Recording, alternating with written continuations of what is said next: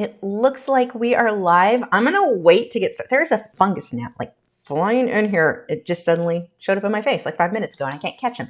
Anyway, I want to make sure that the audio is coming through okay. Let me know because I've not tried to use this microphone setup in here. It may need some adjusting. I mean, I don't know what I could adjust other than making sure it's working. Is it working? I don't know. Hold on. In here. Oh, yeah, that's actually fairly loud. It might be too loud. Let me know if it starts peaking or getting any weird audio there. Or maybe I need to turn it down on this computer. Hi, Art of Cayenne. I can't say your last name because I can't read the tiny writing. So today's submissions, these are all fall themed, fall colors, and they were submitted over to our Facebook group. The next time we will do a critique, we'll do it over at our MeWe group. Oh my gosh, fungus gnat, go away. Where did you come from? Like you weren't even in here 20 minutes ago. I've been sitting in here for a while. No fungus gnat.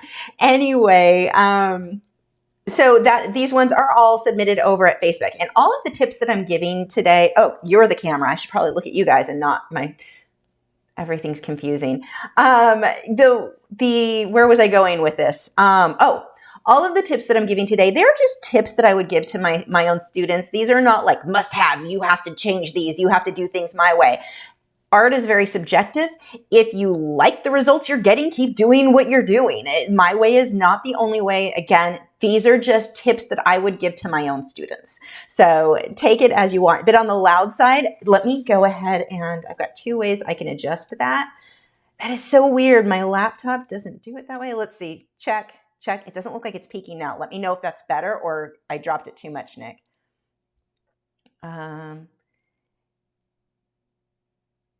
Gilfillin.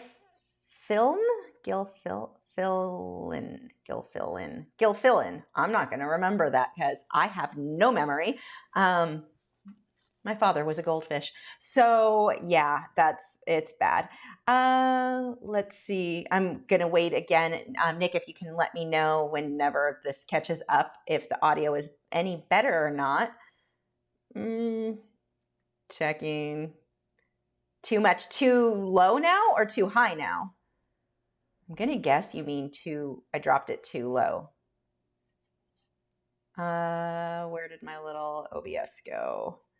Let's pull it up a little bit more. How about now? Checking now. I adjusted it again. Instead of too much, let me know too much too high or too much too low. I'm bad at words and understanding and apparently reading comprehension apparently. So yeah, audio is too low. Is it still too low? Because I just turned it up. Let me know. Like Lori said, it sounds good to her. Kyan said, sounds perfect to me. It's loud now. Well, that's not good. Because then you're going to hear peaks where I get too loud and it blows out everyone's eardrums. That's not good. Okay, Nick says now it's good. Okay, we'll leave it alone there now. So I'm sitting, I feel weird. I feel weirdly tall. This is what tall people must feel like. I normally sit on my Pilates ball. I brought my studio chair in so I could switch back and forth between the Wacom tablet. And anyway, I'm too high. So this should be interesting. I'm probably going to hit my knees on my keyboard a million times. It's going to be a mess. Okay. Everyone says it sounds good. Okay, good. So today's critique, Nick just texted me. It's fine. Thanks, Nick. Look, Fitbit told me. Let's see. This piece, let's talk about who it came from before we get too far. This is from Rachel Michelle Riches. She said, I did this piece last autumn. It was actually my first attempt with colored pencil and OMS. Oh, wow. Or one of my first attempts. That's really good. Fungus gnat. I will murder you soon. Where are you? Come here. Come here. Come. Did I get you? Yes, I'm trying to squish a bug with my hands. That's gross. Focus, Lisa. One of my first attempts with colored pencil and OMS, it's A5 size. I don't know what A5 means. I mean, I don't know how it translates, I should say. Oh my gosh, get out of my face. Let's see, Deller and Rowney, 140 hot press watercolor paper with Derwent light fast colored pencils. That pineapple was so hard. Reference photo was from a free site, but I can't remember which one it was. It's just on the wall in my studio, not intending to sell it anyway. Cool, okay.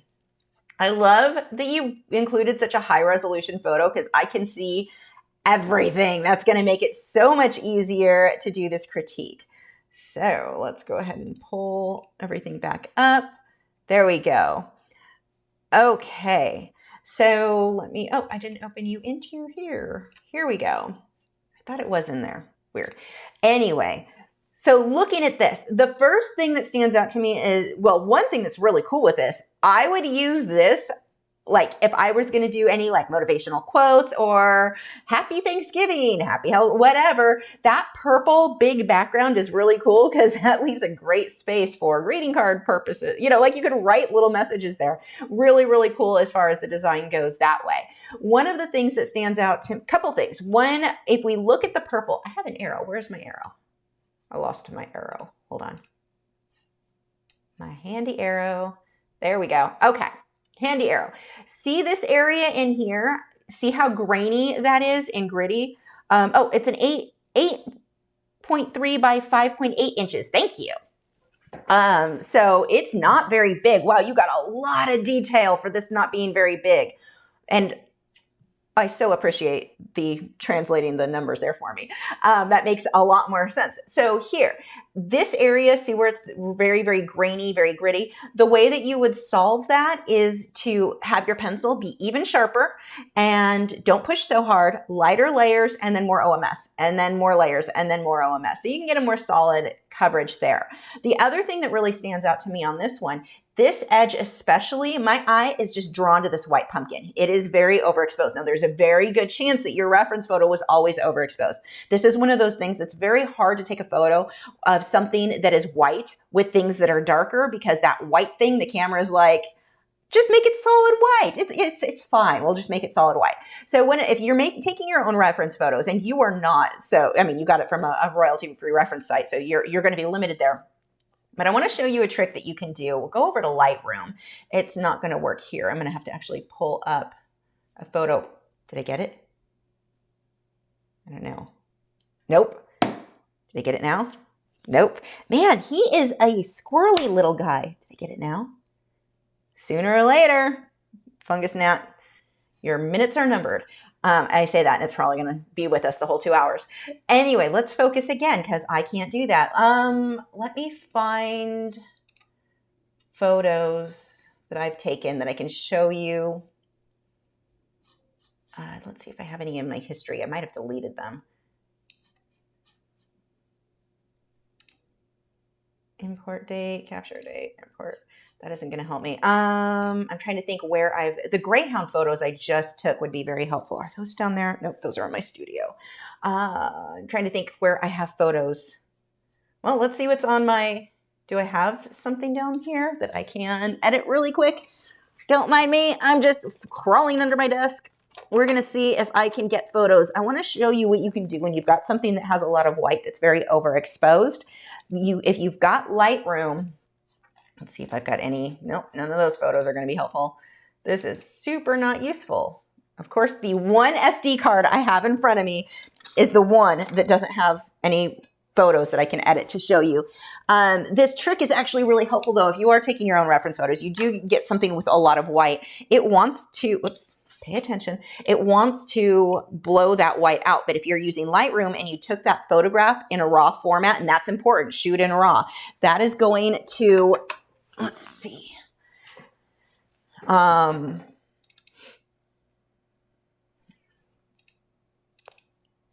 here we go. Oh, this is perfect because I've got white pumpkins. Oh my gosh, I couldn't ask for a better photo or a better thing to load up right now. That is weirdly lucky. When did I take those photos? Okay, so let's go ahead and I'm doing this in Lightroom. And let's go camera. So I just need to grab one of these. Where were we? Do not select all. I'm just gonna have to scroll for a year and scroll. Oh my gosh, this card apparently had a lot of photos on it and it's not in the order I want it to be. We should be getting there. Oh wow, these were taken at my old apartment. That is my old patio. I need to set up another still life setup like this for our Patreon reference photos this month. Or draw some of these. Where did that bucket go? That is a pretty bucket. We're going somewhere with this. Just give me a second. I know this is taking a bit of time here, but it'll be worth it because I can show you how helpful this is. We just have to scroll down to those pumpkins. But I take a lot of photos. Another lesson here, look how many photos I took. Out of all these photos, I probably used max 10. Most of these photos were not really usable. I didn't like the ink. I didn't like various things about it. Oh, this one would be good. Okay. He's pretty overexposed. So let's go ahead and add him. So that pumpkin, you can see here how light that is on the one side. Well, a few things I would do if I were to edit this photo. Let's make it so it's kind of straight. Kind of, whatever. That's not important. The white balance though, this here in Lightroom, let me shrink this down so you guys can see it on the screen, hopefully. There we go. I can pull that down. Look at the white pumpkin. If I push the highlights up, see how it overexposes that right edge of that pumpkin. You drag those highlights down and you can see details you couldn't see before. Now, I'm not saying you want it to be that dark, but as an artist, when you want to see details, you want to get shadows, dragging your highlights, that one feature in Lightroom, oh my gosh, priceless. It is so helpful. You can do the same thing with your highlights. You can really blow things out. And so see here, this is what I'm talking about, where most cameras or most, I shouldn't even say most cameras, I should say most photographers, we're not really good at the whole white balance thing. I'm not a photographer, so I'm definitely not good at the white balancing. But if you've shot that in RAW, you can come through and make these adjustments in Lightroom.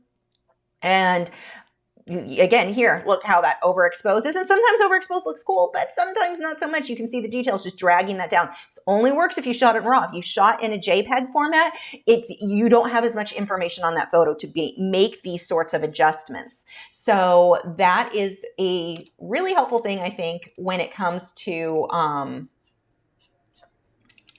previously added. I know, but where did I put you? I don't know where I stored you because I don't know how to use Lightroom very well, apparently. Whatever. So anyway, that is going to be helpful for you when it comes to trying to edit your photos and get something where you're not so overexposed. So going back into Photoshop, see how this pumpkin is just like, wow, that's why. So when you look at this piece, you're just drawn to this white blob. It doesn't have the shading that like this pumpkin here, this orange one is phenomenal. I love him. He is missing so much. And then this one looks like he was kind of rushed, the one in the upper right-hand corner. But this one in the bottom left or bottom right is amazing. Upper left, I don't know right and left. I have to sit and do the number thing or the finger things. See, I don't even know the difference between fingers and numbers and letters. But anyway, this one down here, amazing.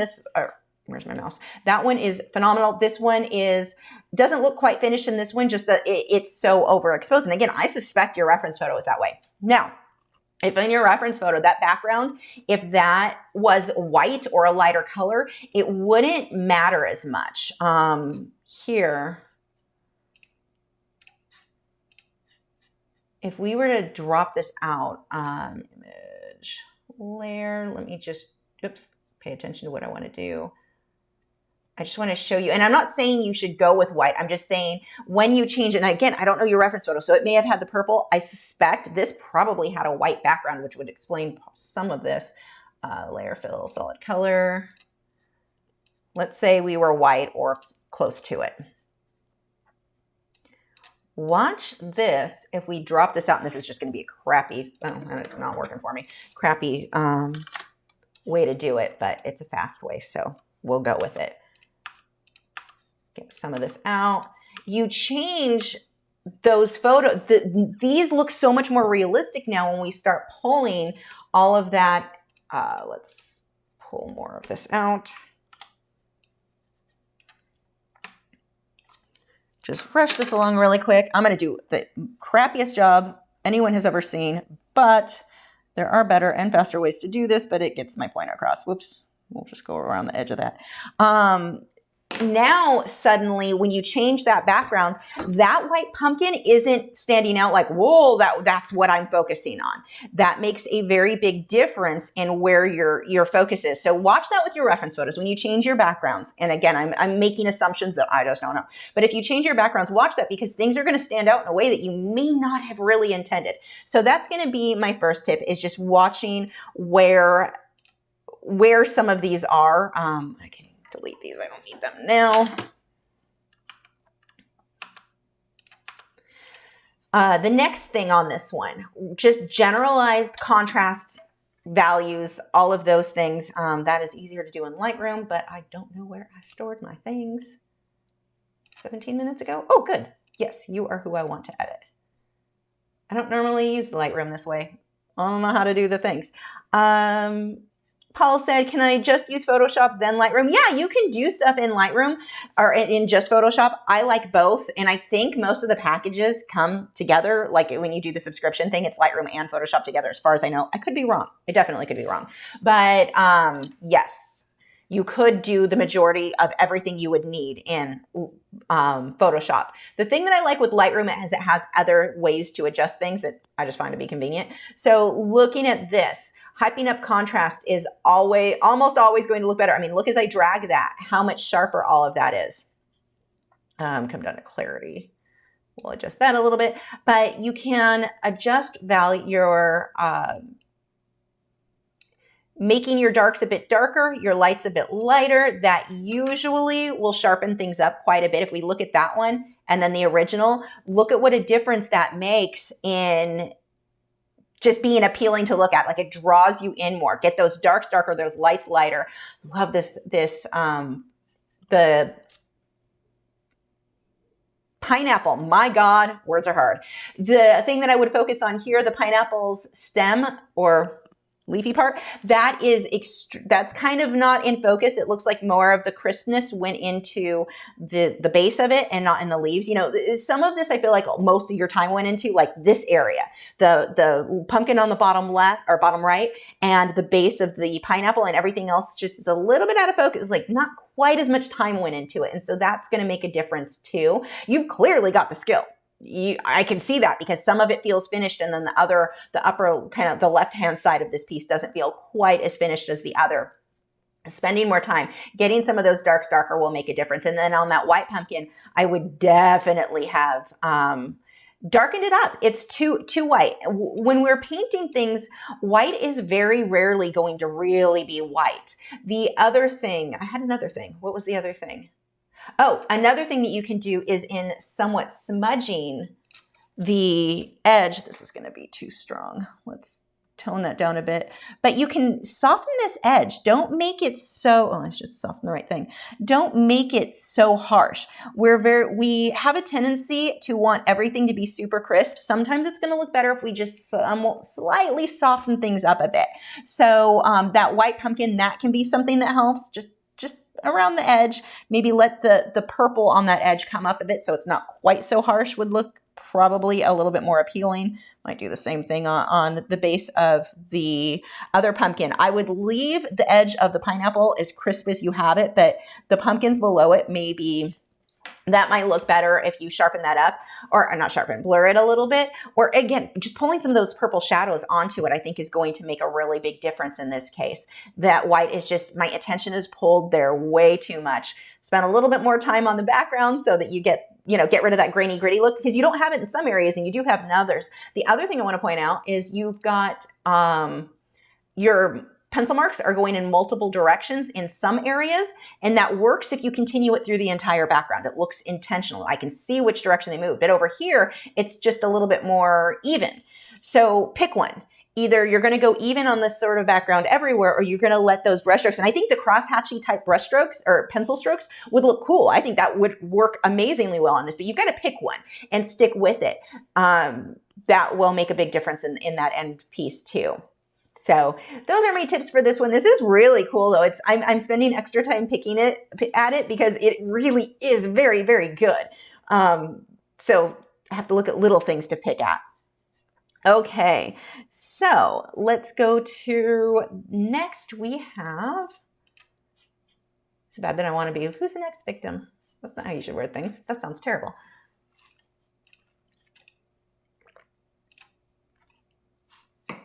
Okay, Jackie Brown. Painted this owl with Halloween in mind. I was going for realism, but the owl, but more loose in the background. I changed the background, so I had to change the colors and highlighting and lighting on the owl. It is 11.8 by 11.8 in acrylics on stretched canvas. Oh, well, of course I like this. You guys know me and my obsession with Fireflies. So this has such a cool feeling. Okay, let's pull you up. I really don't, let's see.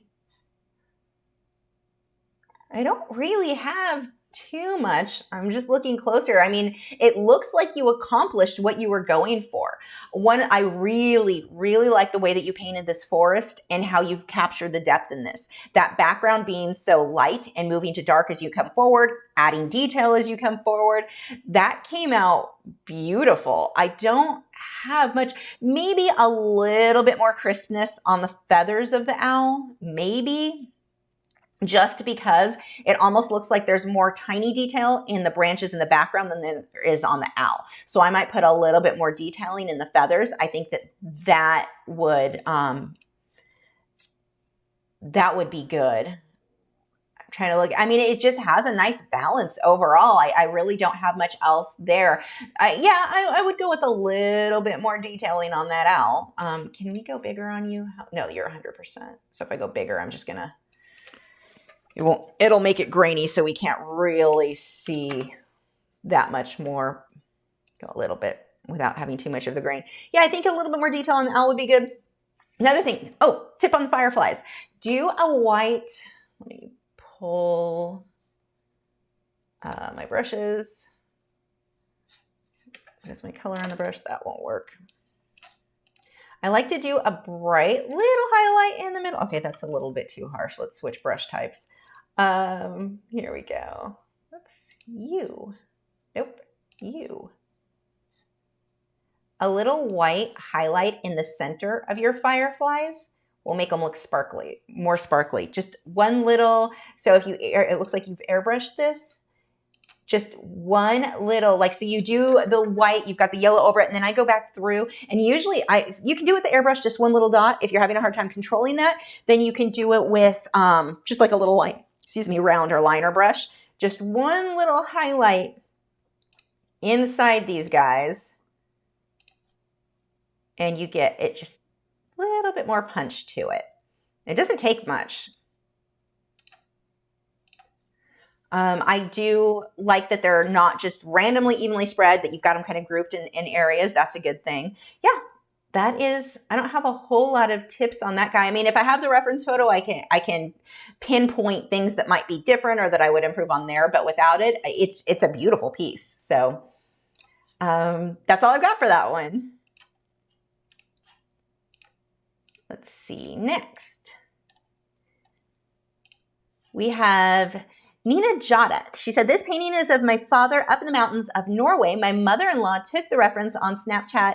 It's from their honeymoon. It's acrylics on canvas, 13 by 16 inches. I'll put the reference photo below. How can I give it more depth? Anything else I could improve?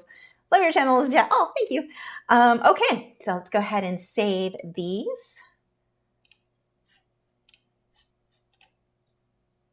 It is so hard working from a photo like this, so good job there. Let's see. Let's pull Photoshop up.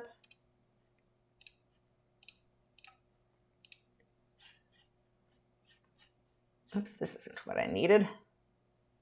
I need Photoshop. Click the right buttons.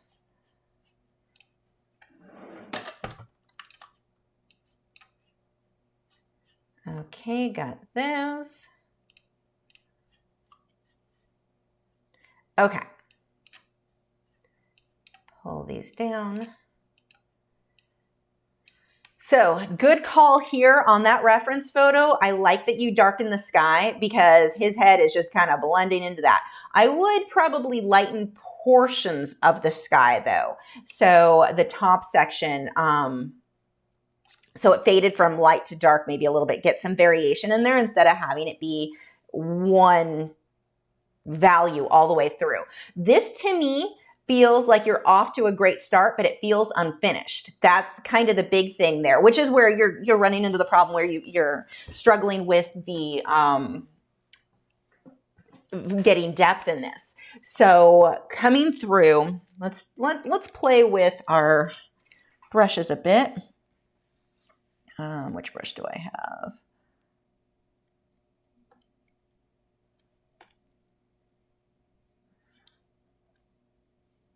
We're going to go a lot bigger on that. And if you can kind of, well, maybe a little bit less. Actually, let's get fancy. I think I've got some cloud brushes in here we can use that would be helpful.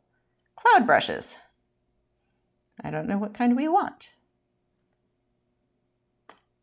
But I think a bit more. Nope, I don't like those. Too fluffy. We don't want fluffy. We want kind of smooth. That actually works. We just need to shrink our brush down. And back up. Can you tell I haven't played with this specific brush pack very much? And let's go with, I'm going to lighten that opacity. Let's get a little bit more detail back here. So I like that you've got the round, that you did darken the sky. I think that that's a big deal. But if we can come through and pull a little bit more up, and I'm not going to do the best job. I just want to start getting a little bit something else in here. Look what a difference already this starts making. And what I should have done, I'm going to do now, and then switch these around so that we can do the before and after, because I should have made a separate layer. There we go. And I'm just going to switch directions of this layer. Those who use Photoshop better than me are cringing at how much time I waste the way I do things. Okay, here we go. So we're going to start pulling some of those highlights. Whoops, where's my brush? In here. The other thing that we can do, same thing, let's soften back here. I can even use the same brush. Look how if we soften everything back there, we can also blur a little bit of what's back there. Let's see which, not eraser, blur. Nope, wrong one, blur. Click the button, Lisa.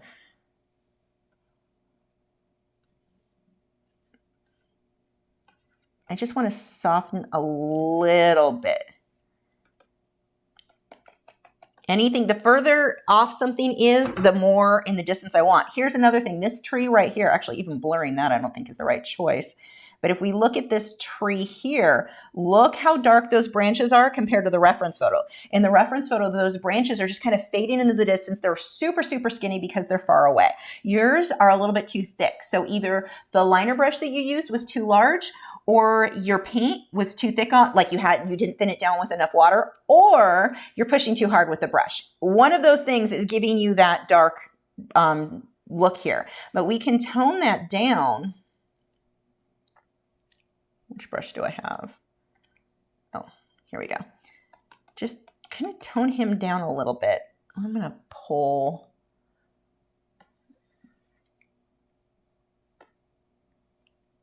I am like, my brain is not here right now at all, apparently. I want something that's more, there we go. And I'm going to just push him back because I'm layering over that gray from the background to tone this down. Now that's not thinning out my branches, but it is pushing it back quite a ways. Now this guy here, the tree that's next to him, he's too solid orange. Like there's just too much. We don't have enough of that background showing through. So if we come through, I think I've got some, besides cloud brushes, I should have some brushes for trees, make it a little easier. Foliage brushes. Let's see how you work. Nope, you're not going to be what I want. You might be if I went smaller. Way smaller. Okay, so what I'm going to do is same thing. I'm using that background from the sky.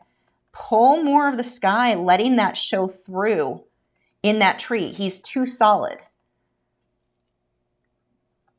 And then, of course, softening him up can help too. But his branches, same thing. His branches are just a little bit too thick. The other thing, your branches are very flat. So branches, you'll have them moving away from the viewer in addition to coming towards them. So that can make a big difference. Right now, they're just kind of fanned evenly out. So watch out for that. But I'm just going to pull some of that background, break that up a bit, pushing him away. Same thing here. Everything is just a bit too solid. Like you filled in more foliage than what you would really want. Tone that just a little around his head. So that's going to help. We can then soften this. Just kind of tone all of that down so it's not so bright. Right now, what's in the distance are almost the same colors as what's up close. And that's going to affect how you achieve getting any sort of depth in your landscape work. When the oranges that are far away are the exact same oranges that are up close, it's not really working. So we want to push those back by putting a little bit of that gray background color into that. Just make them a bit more muted. You can achieve that. You did this in acrylics. You could have done it as a glaze, so it's more neutral and some of the background is showing through. And I don't just mean the holes that I brought the sky back in, but like actually letting the gray background show through your acrylic, your oranges, which tend to be translucent anyway, so that it works out really well. That is one way that you can achieve that. And even like these trees back here, we're running into that same thing where, let's pull you back in. We're going to need to be a lot smaller. Switch colors here. Back, push this back, break it up. You are not opaque enough. There we go. But getting variation in there is going, oh, it's too opaque and too small. There we go. So we just keep adding to it. So you can see what I mean. It's not wrong. It's not bad. It's not finished. So that's what we want to spend some more time doing. Let's see. Let's get some darker greens in here. Go even darker. Same thing. We get some variation in there. So one of the things that we often kind of misunderstand too, when we talk about things in the distance being somewhat out of focus, that doesn't mean a lack of detail. What it means is a lack of harsh edges. So the transition between maybe the greens to the orange to the yellows, all of these, it's a bit of a softer transition than what you're going to have up front. So, and you did an amazing job, by the way. This reference photo is not an easy one to work from at all. So you did a very good job here. But we want to pull some more of these in here.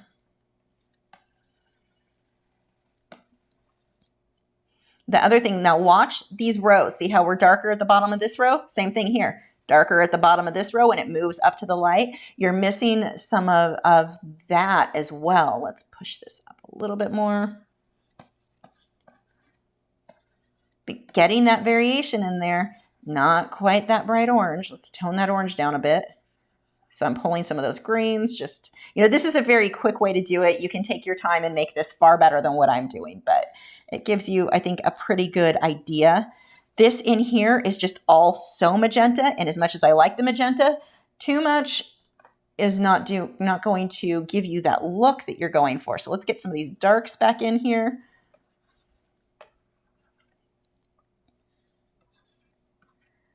We've come into these bushes up here, same thing. It's just like solid yellow. We have no variation. Whenever I paint trees or bushes, I will always have at least 3 colors. Mid, highlight, darkest. At least, sometimes 5. Minimum 3, always. So here you've got, I can kind of see 2, but they're really close together.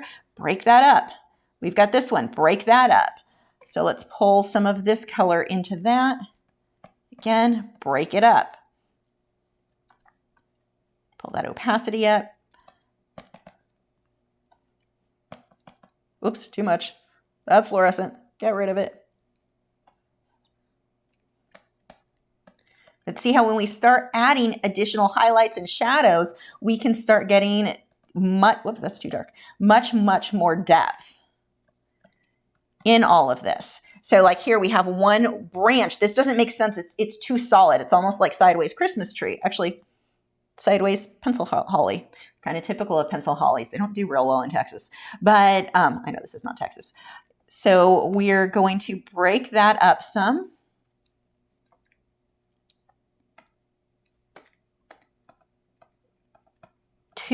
all of the bushes are way too solid, and that's going to be a huge thing on this. Go a little bit more sparingly. And you've done that on the foreground ones. Like you painted, there's the fungus net again. You painted the individual leaves, which is good, but they're not shaded right now. They're just solid. And the ones in the background are themselves too solid.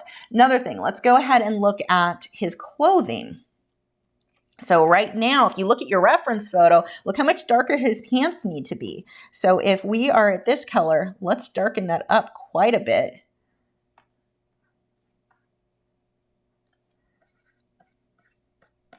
And this is going to help pull in some of that depth. You're going to get a more realistic look. You're missing some of those shadows. So everything right now has that very flat feel. Let's get rid of some of, tone that down. Go away, fungus gnat. We are not buddies, no matter how much you're in my face. I don't usually see fungus gnats in this room. It's kind of weird. He wanted to be on camera. But look at just these little things of adding these shadows, what a difference you start getting. And you've already got the hard work done. You've got most of the detail. Now it's time to do the fun stuff where everything like these little changes start making a very, very big difference. This branch here, look how everything's white and kind of overexposed. Let's tone that down. Your reference photo has the shadows. You just need to start now pulling those in.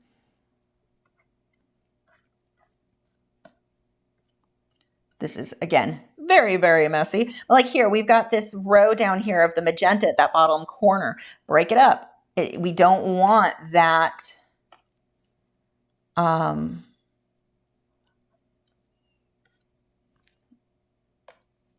on, sorry. Thought process ended. There we go. Breaking this up. We have magenta in there, and this green is way too green. This is like that Kelly green. That should be more of an olive green. We wanted to neutralize that. So one of the easiest ways you can neutralize it, the magenta you're using everywhere else in the painting, mix a little of that into your green. You now have that nice olive toned down color. So that's going to make a big difference for you.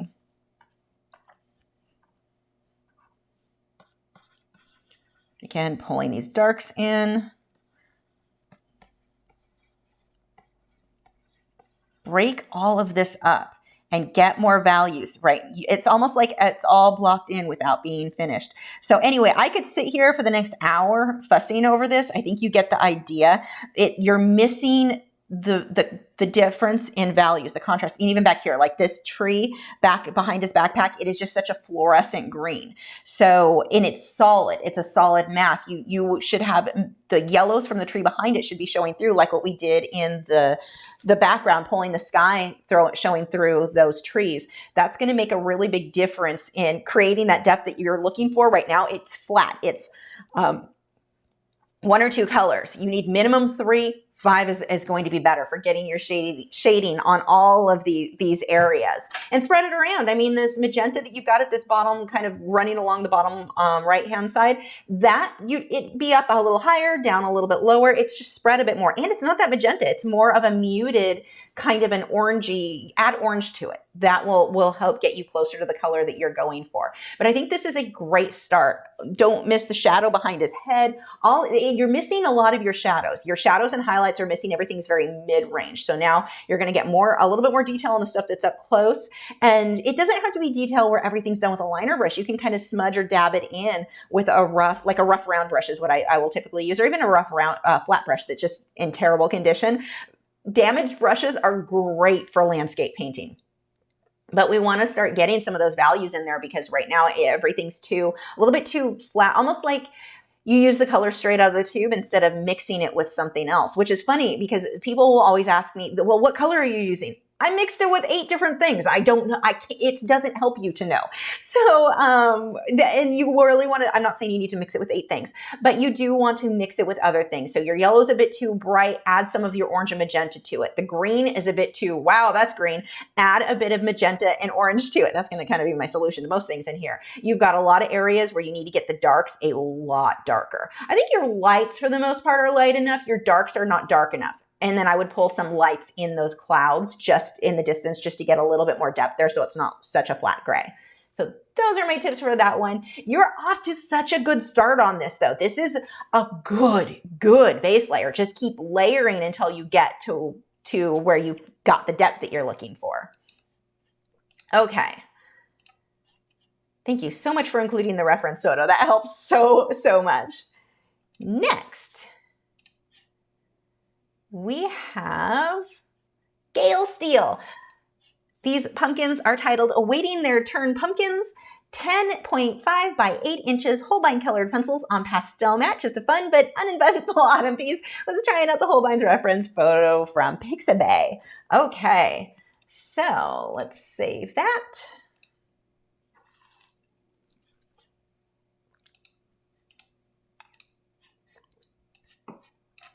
You guys already know what I'm going to say. So contrast, that's the only thing I would really adjust. Well, for when you're on pastel mat, so pastel mat's going to give you that little bit more of a grainy, gritty look. Now, some people like that look, and that is totally okay if you do. I personally don't like it in my own work, so that's why you'll often hear me criticize it. It's just that something I don't like the look for myself. If you like it, what I'm saying as far as complaining about grainy gritty does not apply to you. I want mine to look a little bit more, I like the more painterly look. So it looks more the same. Like if you look at my colored pencil pieces versus my acrylic or my oil, it should all, like it should be kind of hard if you had a photograph to tell the difference between which medium I'm using. So that's why I bring that up all the time. And in this case, working on pastel mat, adding a little bit of odorless mineral spirits, or a little bit more if you didn't use much, that will give you, it will smooth out that graininess a lot. And then the other thing, of course, is going to be in the values. So what I would do, one, the stuff in the background, I would tone that down. They're smaller, so obviously they're moving away. But if you want to get even more depth, darken those up. Give it like maybe a little bit of a purpley tint, and we'll play around with that. And of course, my usual, let's hype up the contrast. So adjustments, we'll just, oops, no, that wasn't what I wanted. Do not do what I just did. That is what happens when you hit wrong buttons. Let's see, trying that again. Curves is what I want.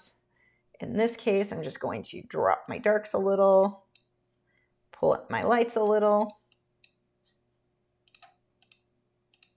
Not a lot. I would also, actually, you know what? I'd kind of like to do this one in Lightroom as well. Let's go ahead and pull him in. I've gotten to where Lightroom is so much easier for me to edit the stuff that I want. So it's kind of my go-to. Okay, so I want to pull my whites up a bit, my highlights up a bit. I want to pull the contrast. Let's go clarity. My shadows go down a bit, contrast up a bit more. Now for me, I'd probably tone the yellow down just a bit because that's really yellow. I would just personal preference there. I'm just going to drop the yellow down so it's not, it lets the orange stand out a little bit more, which I personally like with pumpkins.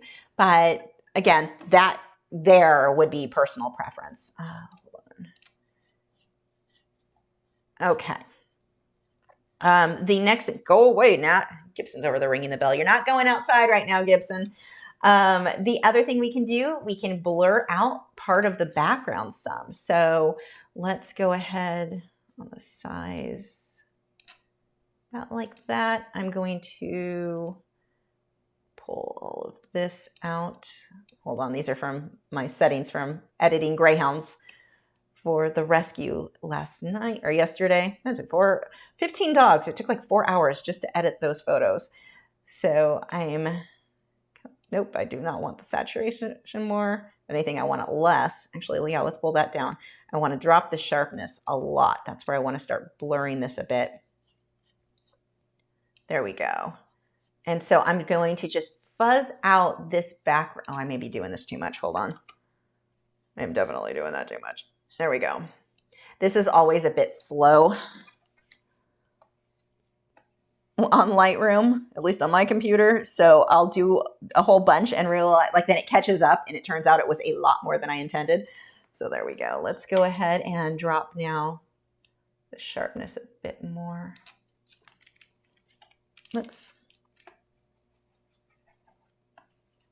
just going to push these back, and I think it just did the over, yeah, some of this is overdone again. Why is it not picking up where I want though?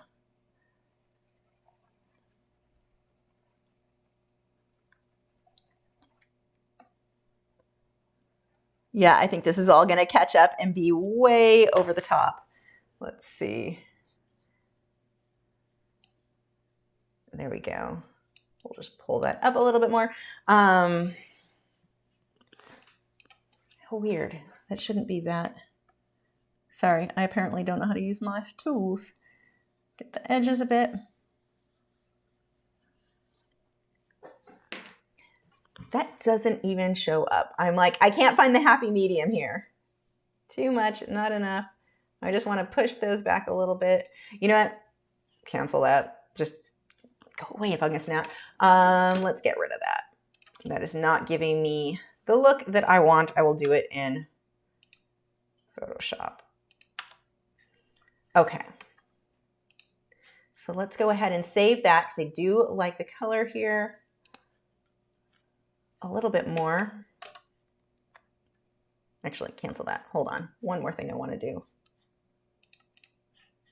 I do want my contrast a bit more.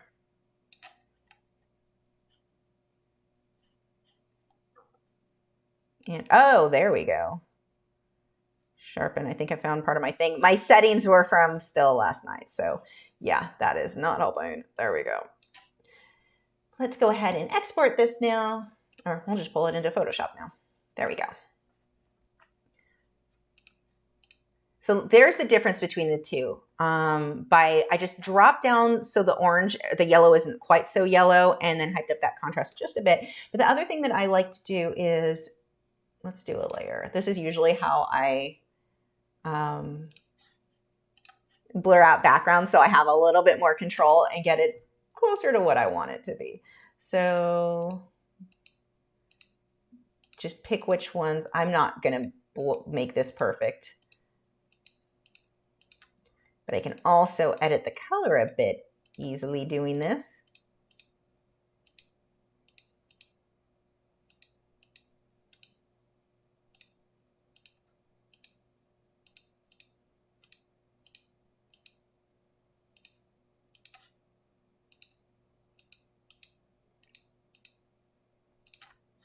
Okay. So what I've done is just removed that back row.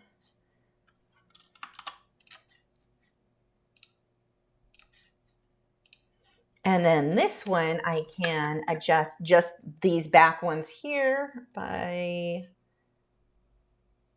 my brain just shut off, filter. I'm having a hard day apparently with the whole brain working thing.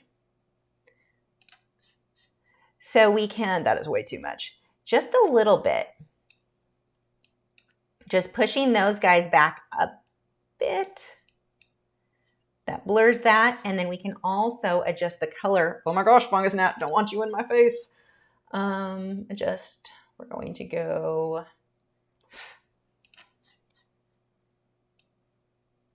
nope, wrong way.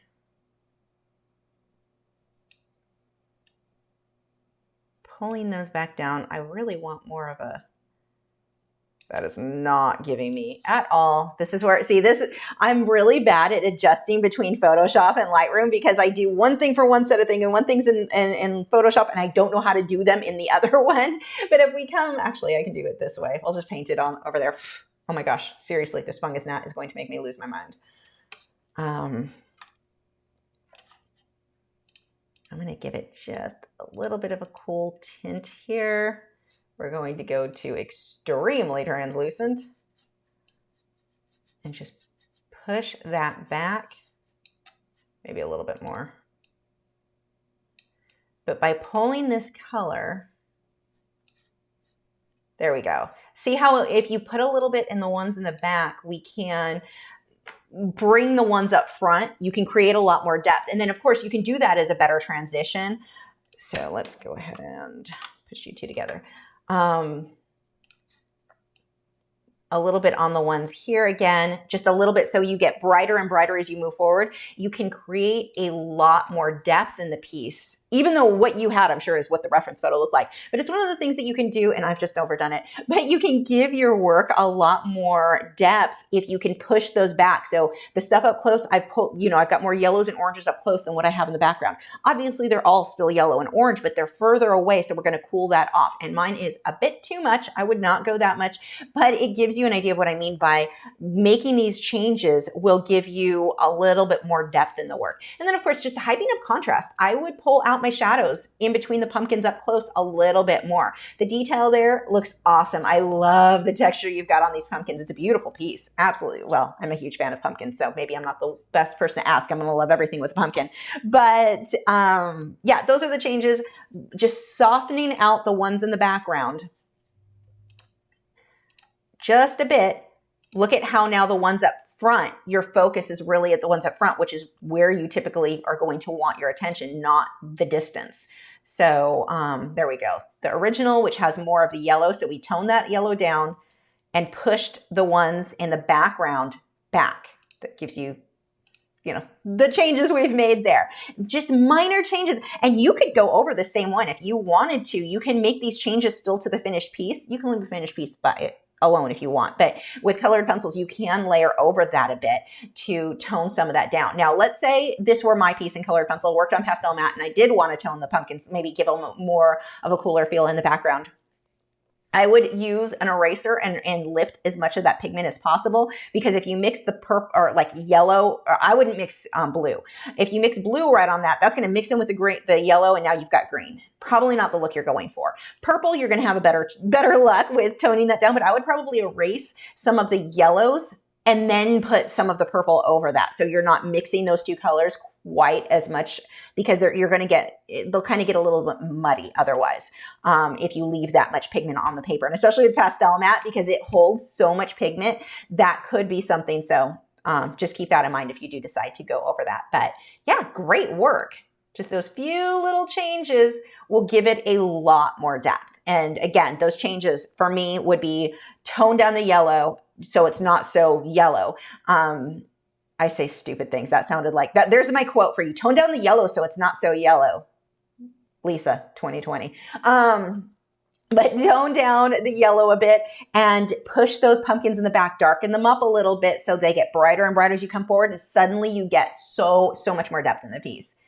Beautiful work. Okay, next.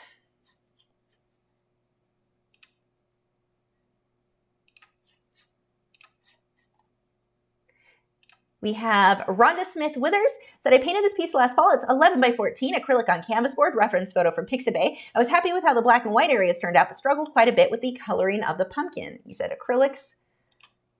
Okay, let's save that. I actually don't know that I've got that. I don't have the reference photo. It looks to me almost like the photograph, like the reflection of the blacks. I bet this doesn't look exactly like that in person. It looks, when you photograph blacks, they tend to be very reflective, and so that can be really hard to get a good representation of. So chances are your darks are a bit darker in person, so this is looking a little bit more muted. If I had to guess, I would say that is the case. Let's see. Even just doing the auto, you can see that's probably closer to what yours actually looks like. So I'm going to go with that's probably what happened there. But as far as the pumpkin, you said you struggled a bit with the coloring of the pumpkin. I think it looks great. I really like how that looks. You can lighten up your orange, use a little bit, lighter colors on top, because it does feel very different, like it doesn't necessarily belong with the other part of the piece. So one of the things that you can do, let's pull this over into Lightroom. Hopefully I can do, seriously, Fungus Gnat, you're making me crazy.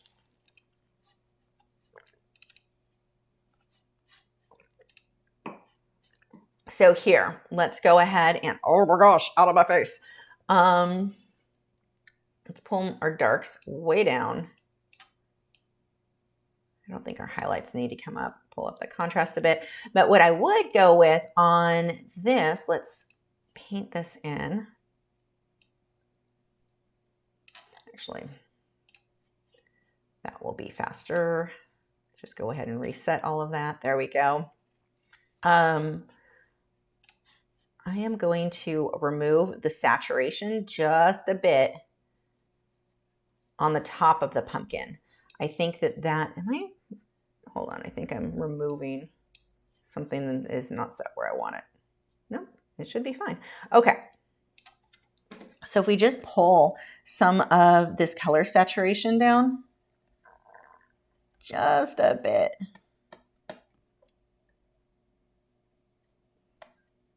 That might make it feel like it works a bit more because you've got a black and white stem on the pumpkin. So if we just take that, let's make that black and white fade out. You want color, just maybe not so bold.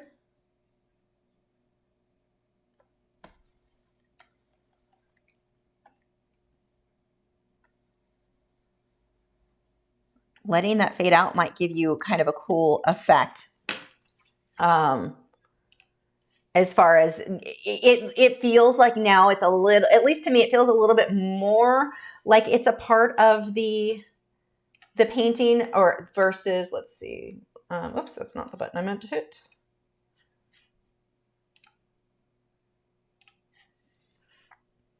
So there are two. That one change, it makes it feel like it's a part of the painting, almost like the black and white is spreading into the other part. Maybe not go as extreme as what I did, but you've got that black and white stem. If you just a little bit, just fade it a little into the pumpkin, I think that it will bring everything together a bit more. It's a really cool design. I don't have much else for you. That's, for me, would be something that I would probably change, but that's complete personal preference. It's not even an issue of, it will absolutely look better if you make this change. The next person, you're going to get about a 50-50 split of people who go, oh yeah, I like the black and white fading, versus people who like to be solid. For me, I would let it fade out a little bit so it's not quite as strong, but the colors you used, I think, are fine. The magenta and the orange and yellow, I think you did a great job there. I wouldn't put more, like, I like to put a lot of texture in the pumpkins, like the bumps and stuff, but you don't have that in the rest of the painting, so I wouldn't include it here. I think having it smooth, it makes that, the brush style feels very uniform, very like it all goes together. So that is really, really good. Would not change that. The only potential advice I have is maybe toning down a little bit of the gray, and I would go lighter than that's darkened it up a bit. But yeah, that would be my only real advice for you on that. I think the color choice is fine. Remember, whenever you're shading oranges or yellows, don't jump to shading them with black. You end up with a gray, muddy, ugly, kind of greenish color. It's not cute. Usually you don't want black. Do first what you've got here, the magentas. You can even go purples if you want to go a bit darker, but magenta is normally going to be my go-to, magenta then purple, to shade the yellows and oranges, to avoid that greenish, horrible color that we don't want. I think you did a great job here. Okay. Next we have Nancy Mccarthy Patrick. Said, I've been trying to paint looser, trying to stop before it's ruined. I did this one last October, painting in a local restaurant where I display my art. Moody Pumpkin, I like his name, 16 by 20 acrylic on canvas. Okay, let's go ahead and save this. This is going to be the same advice I give on most things. Hype up the contrast a bit. And even on this one, I would probably pull a little bit more color saturation up. So let's see if I can do that in Photoshop without having to pull it into Lightroom. Unlikely, but you never know. I'd probably pull the oranges, not the yellows up. But as usual, we've got curves. We'll just use that. We pull that down, just even that. Look at that. Make the darks. Now this could be a difference of the paint is a little bit glossy, and so maybe that's really what it looked like. Yeah, I can see some of the reflection happening, so I have a feeling that this probably is quite a bit darker in person. But the darks, I would hype that up just a bit more. So we'll go with that. And this very well may look like that in person. Now your brush strokes, I get what you mean with the looser style. Watch with the looser style though. Looser style, you still get some variation in those strokes. So right now you're curving those brush strokes. You're still being very controlled in your looser brush strokes. They are looser. Get some going, a few going different directions. So right now they're all, where's my arrow?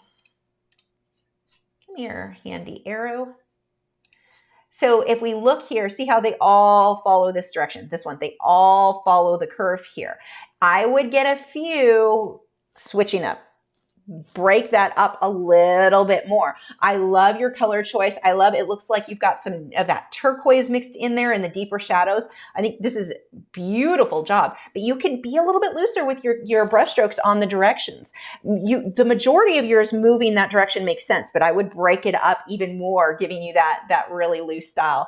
I would also get a bit more of a shadow right here. I would shade a little bit more. Your highlights are all the same, even on the back end of that stem. So I would darken up that stem a little bit more. If we look at the dark end of the back of the pumpkin, the whole area is dark. With the stem, it's almost like here is just as bright as what's in shadow. So that definitely needs to be darkened up quite a bit too. But besides that, yeah, beautiful work. Just get even looser with those brush strokes. You're still being very, very controlled in the direction. Loosen that up even a little bit more.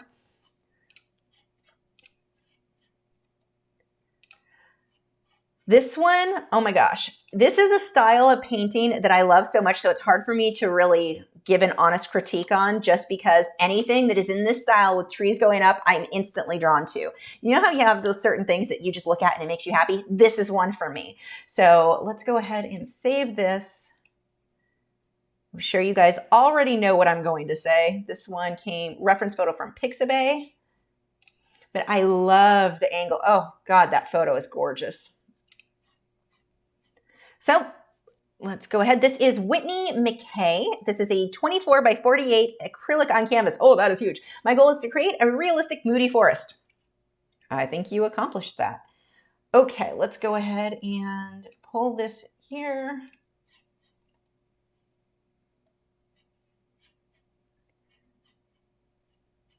Nick said, recently got the Adobe Suite. I'll have to try this. The Adobe Suite, by the way, if you don't, oh my gosh, I love it. One of my favorite things with Adobe right now. So the Suite, and I guess it works with any Suite package. So I think the like $10 a month thing that you pay if you're doing the Photoshop and Lightroom. I think I have an affiliate link in the video description. I should have put one there. Maybe I don't.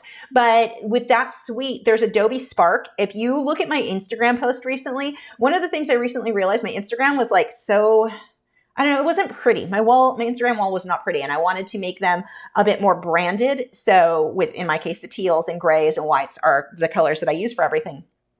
Adobe Spark. I tried a few different apps that were paid, and some of them were very expensive. Adobe Spark, if you have a free version, I'm using the one that comes with, like, you get extra features if you already have the Adobe suites. Look at my Instagram right now. Link should be in the video description. Look at my wall of all of those teals and the squares. I played around with a few different ones. The circles didn't work as well for me. I definitely like the square designs, but it makes it easy and fast, and it's making it fun for me to post. So if you've been following me on Instagram, you know I am so hit or miss on whether or not I post. So you'll have, we don't have that many submissions to go through today. So I'll give you this little Instagram tip for those of you who are using the Adobe suite. So the way that I've got mine set up now with, nope, don't need to do those. The way that I'm doing it now, you've got these templates, and you go through, you have to go online too. I think it's spark.adobe.com, and you set up your brand colors. So all I have to do now is hit brand in whatever template I choose. It switches to my colors, to whatever fonts that I've chosen. The fonts, I'm not sticking to any one font, but it makes it a lot easier to have something that is more to whatever your brand is. It's very obvious now when I post, you're probably, without even seeing whatever photo is on there, that it's mine because of those specific colors.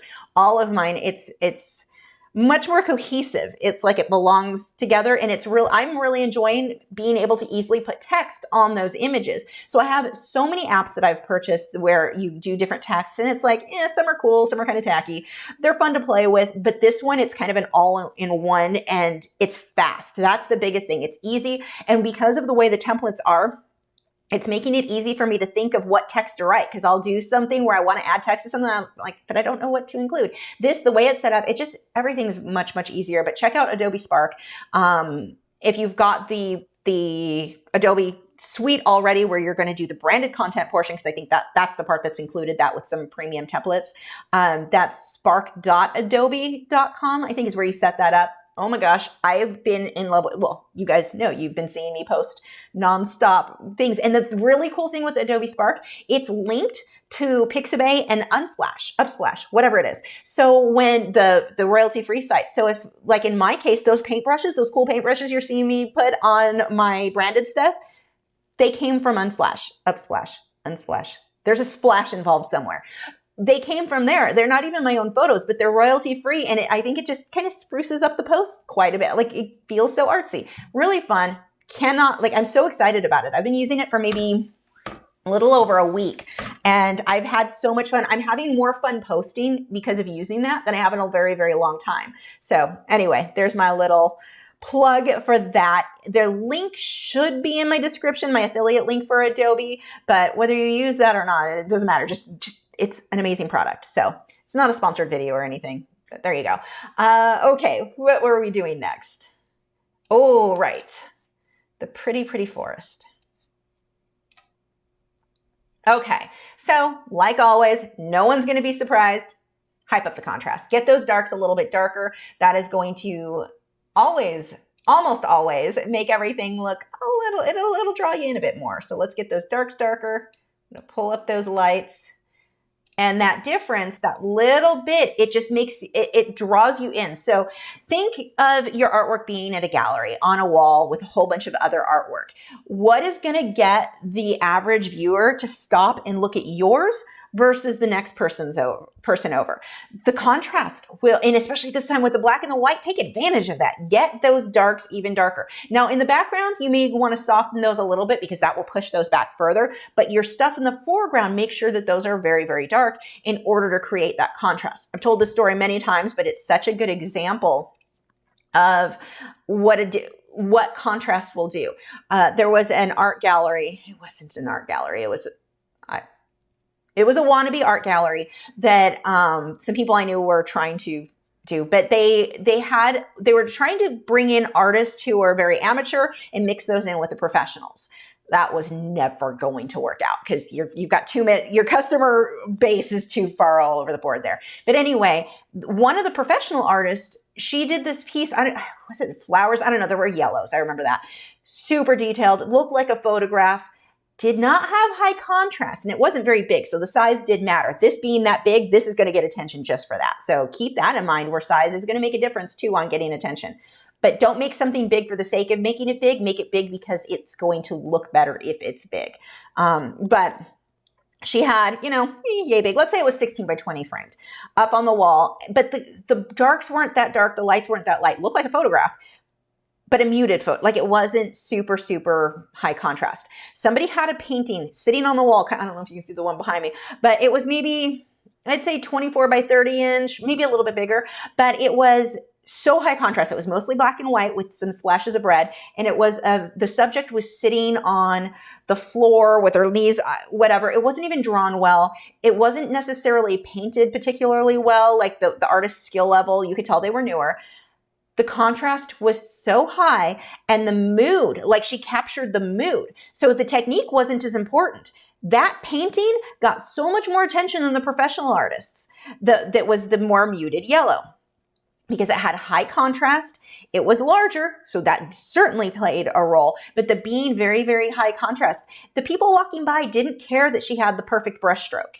It didn't matter to them. What mattered is what caught their eye. And what caught their eye was that high contrast. Get your darks dark enough, your lights light enough. And the colors were very similar to this one. So this would be the type of painting, especially being as large as it is. This was in a gallery, especially if you hype up your contrast even a little bit more. That is going to get people to stop, where something that may, like, let's say you spent 2 weeks on this painting. I have no idea. But let's say you spent 2 weeks. That other artist with that really realistic one, maybe they spent 6 months, 3 months, whatever. They could have spent a lot more time. It doesn't matter because they didn't have the contrast. People weren't stopping and looking at it. The one that was similar to this in colors and contrast, stole the show. Yeah, well, stole a little wall where they all were, or that section. Getting your contrast. Don't be afraid to get those darks a bit darker, those lights a bit lighter. That is going to draw people in a lot more. And in this case, I would probably go ahead and lighten up the background, the trees in the distance a little bit more. I think that will punch that up too. The other thing that you can do, yours right now are a very cool blue or cool gray. It has that bluish tint to it. The reference photo, it's slight, just a little bit warmer. Pull a touch of brown, a touch of something in there, mix it in with your gray. So it's still gray, but a little bit more will warm it up, and that will change the feel too if you like more what the reference photo had. Complete personal preference there. I'm not saying one's better than the other. I actually kind of like the blue because it makes the oranges stand out. Now, going to the branches, the oranges and reds here, that I would like to see stand out a little bit more. I think that your perspective is phenomenal here. I love the way that you've painted them, but I would probably make some of the reds a little bit more of a lighter, just slightly lighter orange so that they stood out more. Just punch up that contrast a bit more. Like I was saying with that story, that contrast is what's going to pull people in. Plus, in the case like this, where you've got this forest, and I love this perspective so much. I need to do some stuff like this because it just makes me so happy. But that you've already got this design, that moody feel. I think that was the other thing, that painting had that moody feel with the person with the head down and all of that emotion that it captured will also be a thing that will draw people in, whereas the really pretty roses, not always so much, when it was just kind of a mixed scene. It was just interesting to watch at the gallery what people were drawn to. And in this case, it was extra interesting because you had beginners mixed with advanced or professional artists. And it was very interesting when, like in this case, the beginner artist, that got so much more attention when just watching people walk by and stop and look at it and go, oh, wow, than the professional artist because of the contrast. And here, I think you can pull your reds out so they stand out a bit more, make them a little bit more reddish orange, but the size of the leaves, you did a great job there. You've got the variation. That's a big deal. You've got variation in the angle. Watch this with your leaves. I've seen that people do that a lot, where it's like they paint one leaf and it looks great, and then they just repeat that same leaf over and over and over again. Well, now it looks flat. So here you've got variation in size and angle and color. That is great. I would lighten them up a bit more, but not too much more. I'm not saying you need to go as light as the reference photo, because the reference photo's background is a lot lighter. So you don't necessarily need that bright, but I would brighten them just a touch more to get them to stand out. But oh my gosh, stunning. I love that. Okay. I think we're actually gonna, what will we get? Oh, we've got a few more. Okay. Now we have Luciano. I'm sorry if I am mispronouncing that, because I mispronounce everything. So I finished this painting on 10/12/2020. Painting is acrylic on a 24 by 36 inch canvas. My goal was to capture the many color nuances of the foliage as well as the depth of the scenery. To draw the viewer in to the light of the painting, I feel I could do more in it.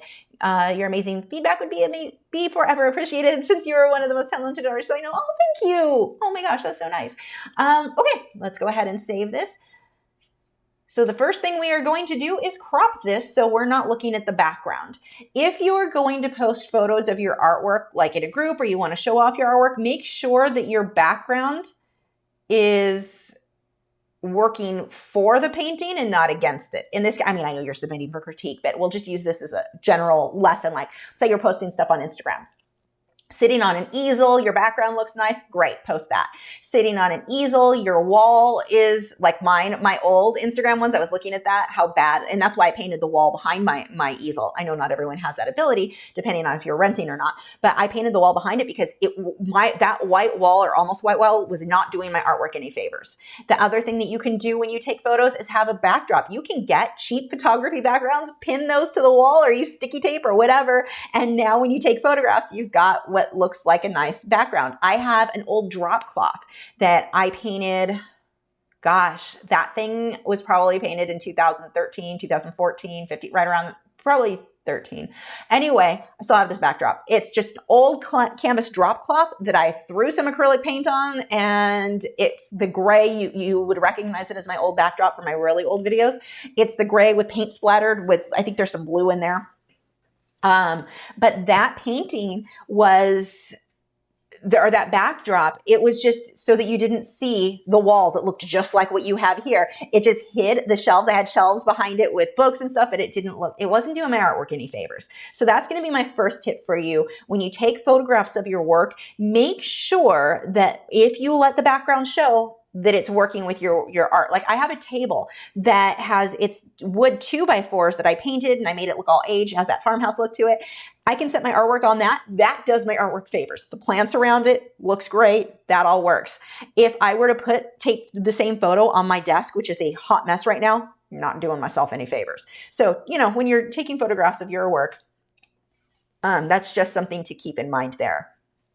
So let's go ahead and pull this into Photoshop, where the first thing we're going to do is to crop this.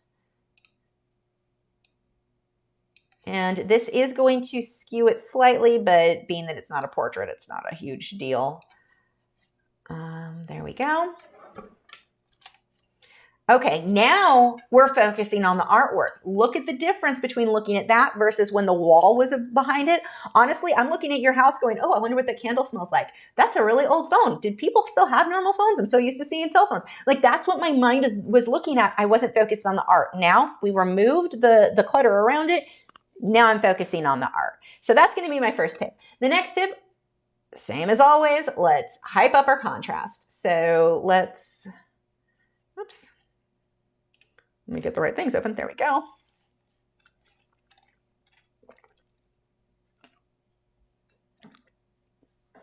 Okay, so let's go ahead and dark's darker, light's lighter.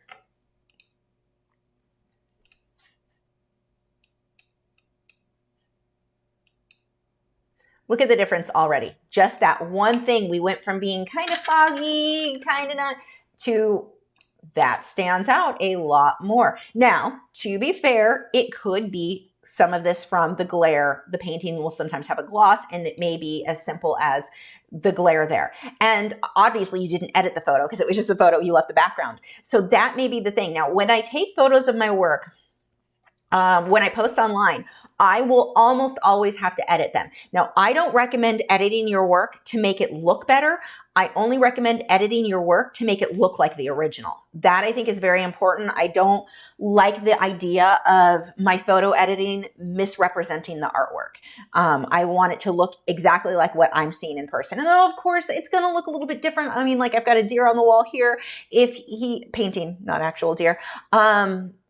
They take a lot of grass to feed and it would make a mess in the desk. Anyway, the deer on my wall here, in different lighting, it is going to look slightly different. So I want to try to like represent him in the more neutral, not super bright, not super dark lighting. And that is what I would do here. Try to get it to where it looks as much as possible like the original photo. You can edit it on your phone. You can edit it in Photoshop. There's, what is it? Pixlr, is that something like that? Joseph knows which one it is. He can let us know. But if you can do a little bit of editing to make sure it looks as much as possible like the original and that it's not catching the glare, because that happens a lot, and just a little bit of adjusting of the contrast can make a big difference. Look at, even if we darken even more, look at what a difference even that. I mean, that's pretty extreme. But whoa, you are drawn into this so much more, and that's all it needed. It isn't even an issue. Like, you don't have to spend a ton more time working on this. Make your darks darker, make your lights lighter, go on top of what's already there. It takes very little. Look at the difference of the impact. If you're walking by it at a gallery, which one are you going to stop and look at? And all it was darks darker, lights lighter. Now, again, there is a chance that yours looks closer to this. I doubt it's this extreme. But having that contrast just draws you in. That's a very, you know, it will make a big difference in getting the viewer's attention. I mean, you can go further depending on how much detail you want it. Would you go in the right thing? There we go. You can get more, work on softening your detail in the background even a little bit more. I mean, depends on how far you want to go with that, on making it look really realistic, the type of brush strokes you're using, getting variation. Yours right now are very uniform, but it works. It feels like it goes together. If you want to go more realistic, you're going to get more variation in the way that you're doing your brush strokes. But yeah, that is my big advice for you on that one, is just hype up the contrast. It will make all the difference in the world in your work. Okay. Next, we have Alexis King Gladden. She said, I finished this piece last week. It's 27 by 20 inches, pan pastel, soft pastels, and pastel pencils on pastel mat. My goal was to loosen up a bit for my hyperrealism and be more expressive while still looking like pumpkins. Reference photo with permission from photographer who did not want to be named. Wow, I don't have a whole lot. Okay, there's the reference photo. Oh, let's go ahead and pull these. I don't think I've got much for you on this. I'm not seeing much that I would adjust on that. I know, that's helpful.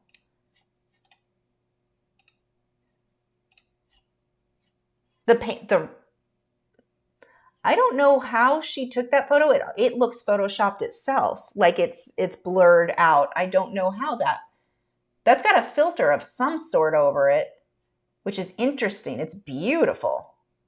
Is that says reference photo. That doesn't look like a photo.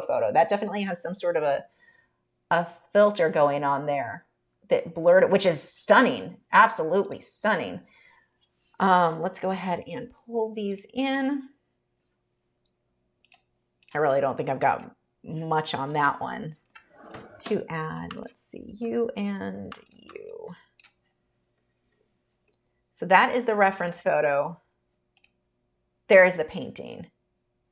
So the only thing I might do different is get a few more pencil strokes in there, a little bit more texture. I know you wanted to keep it loose and not so hyperrealism, but even with loose, this is stunning. This is absolutely beautiful. I might change the shape, and the shape in this one does kind of squish out this way. This here is kind of drawing. It's a weird, I'm pointing at something you can't see because my arrow is not on here. Hold on. I forget, you guys can't see where I'm pointing. You're not actually standing behind me. This area right here is a little bit weird. It looks like it's skewed. And this is where, as an artist, even if the reference photo looks like that, I would come through and possibly just pull it down a little bit so he's not like moving in a weird direction. That's the only thing that's kind of standing out to me in an odd way. Yeah, I mean, you kept it loose. That was your goal. I think it looks great. The brush strokes that you used, or the pencil strokes, the pastel strokes, it's wonderful. I really don't have anything. Maybe I would probably darken this area a bit more, get a little bit more contrast. This area here is just kind of between that being skewed and then the super white stem here. Those are standing out a little bit odd to me, so I would probably darken that up and adjust this one, and then potentially right in here darken this up. But that's about it. I think you did a really good job capturing that loose feel that you wanted. It's beautiful. I love the colors. The combination with the blue, the teal, the greens, and the oranges, well done. Sorry, I know you probably want more advice, but I mean, it looks to me like you did what you set out to do. So here we have Connie, Kovac, Lasko. I apologize if I am mispronouncing your name. I hope this qualifies as fall, even though there's no fall pumpkins, but fall colors in my background. It's pastels about 12 by 18 inches. My goal was realism and to try to capture the moose standing in the water and trying to get the reflection of the autumn colors in the background trees. I don't want the trees to be in focus at all, just to show that it was that time of year. I haven't included any reference photos because I didn't see one for the background, and it has special permission from the one I used for the moose, but did not want to share that one online since it's not mine to share. Good call. Okay. Again, I'm probably not going to have a whole lot. We know I'm going to want the contrast bumped up, but that's pretty much always for me. Let's see. Let me fix my screen really quick. There we go. Yep, same thing as always. I would just hype up that contrast a bit more. Oops, come on. Actually, I take that back. Yours, we're going to focus on two things. One, I'm going to hype up. Actually, let's cancel that. I'm going to make a duplicate of this. Let's talk a little bit about the rule of thirds. Now, the rule of thirds is not a rule in the sense of you always have to follow it. You don't always want to follow it. But in this one, I think you might benefit from that. So let's go ahead and change the size a bit. I'm going to pull this over. I have to find my rule of thirds.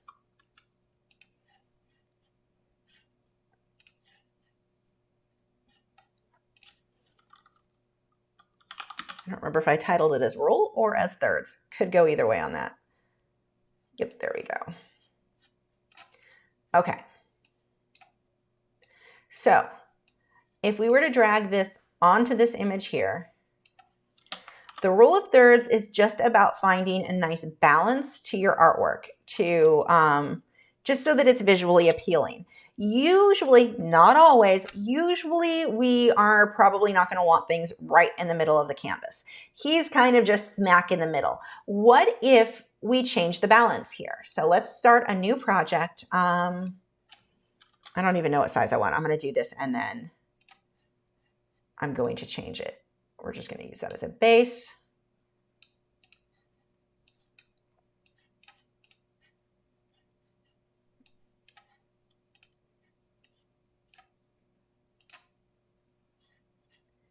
And actually, you are not what I want to do. Hold on, I'm having some technical difficulties. There we go. That is what I need. And then we'll pull the rule of thirds on after. We'll just do it this way. Okay, sorry, I keep changing my mind on how I want to do this. There are a million different ways to get to the same end in Photoshop, just like in painting, and that is what's happening here, is me not knowing what the heck I want to do. So I am going to crop this in a way that keeps his focus, his head, like it's just going to change the balance a bit. Now, I'm not saying you always need to do this. I am just saying this can give it a little bit more of an interesting look than just straight in the middle. Let's go with this. Okay, now I need to change the size.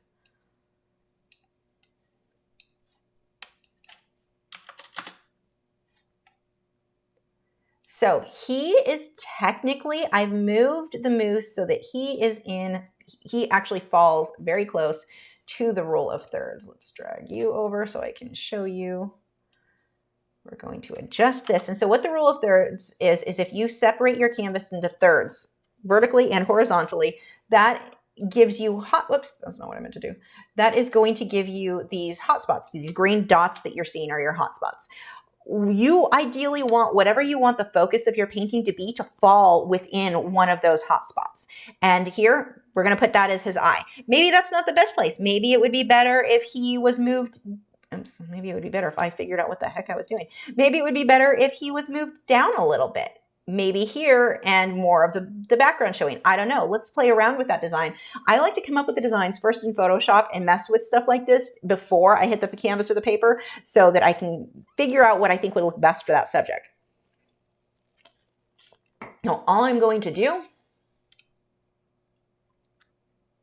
I'll just do it from this one, is take that background and essentially extend it. So there's a few ways we can do this. This is not like the best method in the history of methods, but it will get the job done. And then I am going to remove the moose.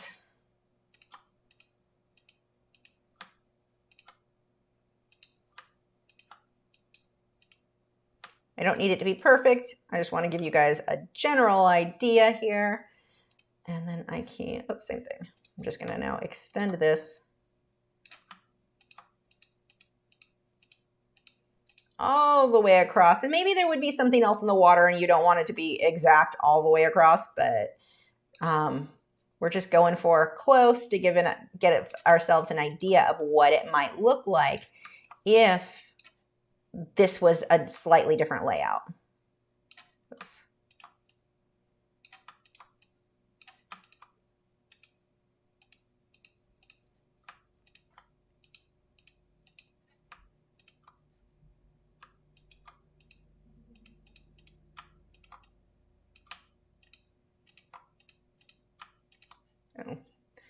should pay attention to what area I'm working on now. Let's just go ahead and merge you two to make my life a little bit easier and faster. This is going to not look amazing, but it gives us an idea just as we're trying to decide how the layout might be interesting. And maybe I'll be completely wrong. Maybe I'll decide, nope, it looked better with him just in the middle. That happens, and that is completely okay too. You do not need to always, the rule of thirds is not something that always is going to be what looks best. It completely depends on so many different factors, but I'm curious to find out what would happen if we did do this as more, with using that as a guideline. Let's go ahead and just smudge some of this out because I'm not going to worry about most of this right now. The other thing that I would do is probably darken around my edges, create a little bit of a vignette, not too extreme. Let me find a brush real quick.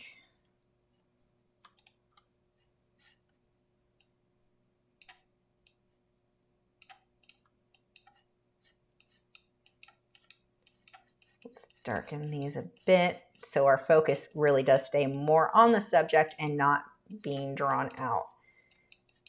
But and you could have other elements in here too, little bits of grass. I don't know what else might be good in there, but if we just adjusted it, this would be him falling within that rule of thirds, giving that extra space. And this is not a good job that I've done, but it gives us an idea to go on and see, would he be a suitable candidate to follow the rule of thirds? So here's our original where he's more cropped. I don't need any more.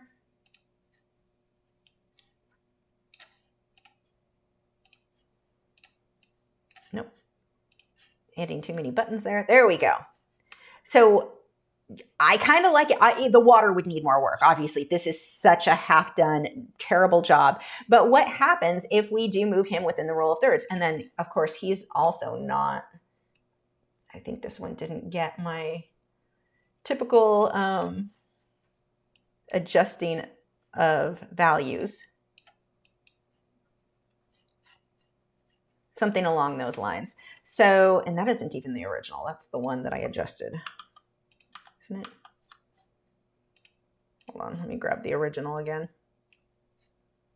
Was it the, oh, I guess it is the original. I thought, no, hold on. There we go. It was a bit more muted, I think. I don't know, maybe not. Maybe my eyes have just been looking at this computer too long. But it just something to question. Would it look cool? What happens if we crop it a little bit differently than what it was? I would probably, in this case too, if I were to do that, like now his butt, you see how dark that is up against the light? It's drawing me in a little bit too much there. So that would be an area for sure I would want to tone down. I'm just kind of creating a fuzz or fog. What if we put a fog? Speaking of fog, make a little bit of a mist going across the water. I mean, you've got a few things that you can play with. I like to do that in Photoshop first, but that is something that you might want to consider. Would he look better centered or as rule of thirds? I don't know. I'll let you guys to decide on that. But this is one of the things that I like to do when I'm coming up with a design of things. You can do so many different crops too as you're doing. It doesn't even have to be his full body. What if we cropped out to where maybe it was his front half, because I'm not loving how light his rear end up against the light water there. Maybe it would be better if we just kind of cropped him a little bit, pulled everything in. Maybe that would be better. I don't know. I don't know if I like that either. But see what I mean by being able to play with things in Photoshop. And I say Photoshop, and that's kind of my general term, just because that's what I use. Any brand you want to use, any photo editor, but try playing around with the crop on things to see what looks best. And maybe the original does look best. Maybe he is better not to follow the rule of thirds. The rule of thirds is not something that you always have to do. Usually it will look better, not always. And in my case, one of the not always is because I screwed up the way the grass, the water looks terrible. Now everything's terrible. I'm just looking at my general placement. Would this be more interesting if it was long and he had this balance of just the water and grass to weigh or counter the weight of this dark mass on the one side? Maybe yes, maybe no. You guys can decide, but it is one of the things that you can do in your artwork when you're coming up with a design to figure out what is going to be more visually appealing. I did a terrible Photoshop job there, but you get the idea. He is beautifully done, though. He really is. The contrast. Now, one of the things I want to talk about on the things that I love on this piece, look at the contrast. The water between the light and the dark. That makes such a difference when you're making reflections and you're trying to make water really look like realistic water and you want it to look shiny and sparkly. Get contrast. High contrast, dark darks, light lights. We absolutely have that here. That is going to make such a difference in your water looking sparkly and wet or like it's really just sand. So that is so well done. The contrast on his antlers, that is amazing. His fur, the fading into the dark, into the shadows. This is beautifully, beautifully done. I probably should have mentioned all that stuff first. This is actually a really, really strong piece. So I just wanted to bring up the potential of rule of thirds because there really wasn't much for me to otherwise say on this piece. It's done so well. But yeah, none of that's helpful. Well, the rule of thirds things kind of is. Not for the artist who submitted this though. Okay. We have Shell Harry said, Enchantress 21 by 15 inch Staedtler super soft colored pencils. My goal was something colorful with a magical feel. You have accomplished that. This isn't one that I can give too much advice on other than it's got your overall balance is very good. I mean, I don't have like a reference photo we're comparing to. I don't know what, well, you said your goal was something colorful with a magical feel. You certainly got that. If it were me, I would probably spend a bit more time, like maybe on the roses, getting more shading done, because this, right now, it's more coloring book style where it's very solid. There is some shading, so you're getting started on that. That's great. Your design layout, I love the concept, and it has a great feel. I really do like that. But on your roses, on your leaves, you could spend a little bit more time getting some more highlights and shadows. I think that would give you more dimension and make this an even stronger piece to really draw you into. I think this is such a good foundation. If you spent even more time making it more three-dimensional with your shading, I think that it would be even more amazing. So I don't have a lot of advice on that. That one though, the color choice, oh my gosh, your color palette on this is so well chosen. Like you did, I love that. Like especially when I shrink it down, it's like, ooh, I want to keep looking at those colors. They just make me happy. So really well done there. My main advice would just be spend a little bit more time, maybe getting some highlights on the roses, some more shadows so that you can get more three-dimension. If you did this piece where it was more three-dimensional, it would I mean, it's strong now. You make it 3D like with your shading and your highlights. Oh my gosh. That would be my advice on that one. Julie said, this painting was inspired by one of your videos. I know which one. I was going for a realistic, slightly spooky forest feel. This is acrylics, A4 sign, or thank you for telling me the size, 8.3 by 11.7 inches. So here was the base. Okay, I want to say I can't recommend doing this enough. Even if you're like, okay, I want to do a forest, it's going to be with blues and it's going to have fireflies, you're not going to find a reference photo like that usually that isn't just a Photoshop done, which is essentially someone else's work. You're really not going to see that. What you are going to want to do is exactly what Julie's done here, where she found a reference photo that is not the forest she wants, but she can see what the branches look like to get a feel of their movement. She can get the depth there of where the light would be, where the dark would be, how the hill would go. That is really, really good. Now, my next tip would be, let's go ahead and save this. We're going to talk a little bit about getting some depth in branches. And this reference photo has the information that you need. So that is really good. Even though you're not copying it exactly, it still has what you need.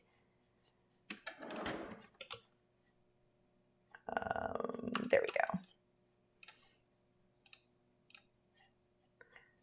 Really quick, I want to see. That is Julie Souster. Okay, one more after this so I can spend a little bit more time making the adjustments on this. So, as always, the first thing I'm going to do is hype up my contrast. And I suspect, again, that this is probably, I can see some of the glare. So chances are it really is a little bit more contrasty in person. But let's go ahead and adjust that.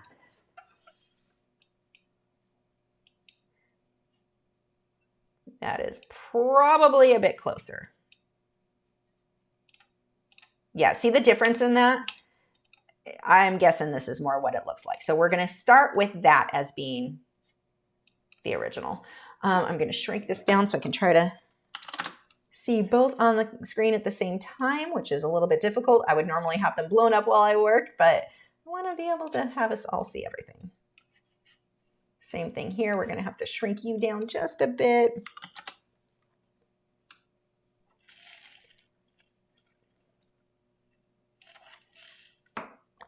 Okay, so one of the problems that we have, and this is kind of all of us do this when we're first painting trees, is we make everything look very flat. We're not making it so that it looks like the branches are moving away from us or towards us.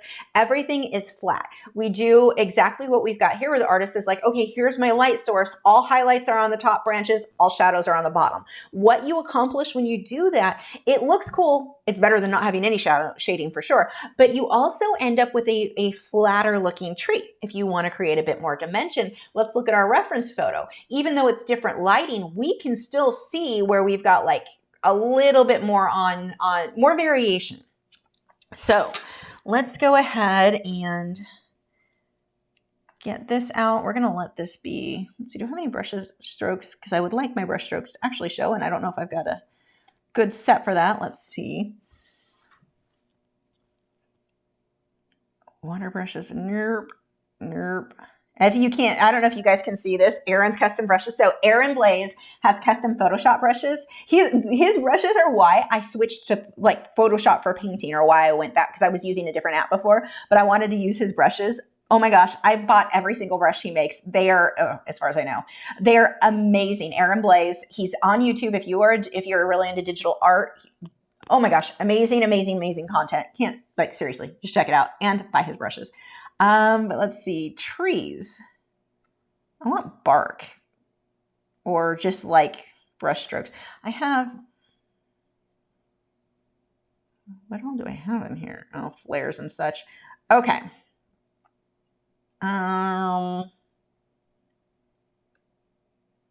Let's see. I think I'm just going to see if we've got a general dry media brush. Let's do that.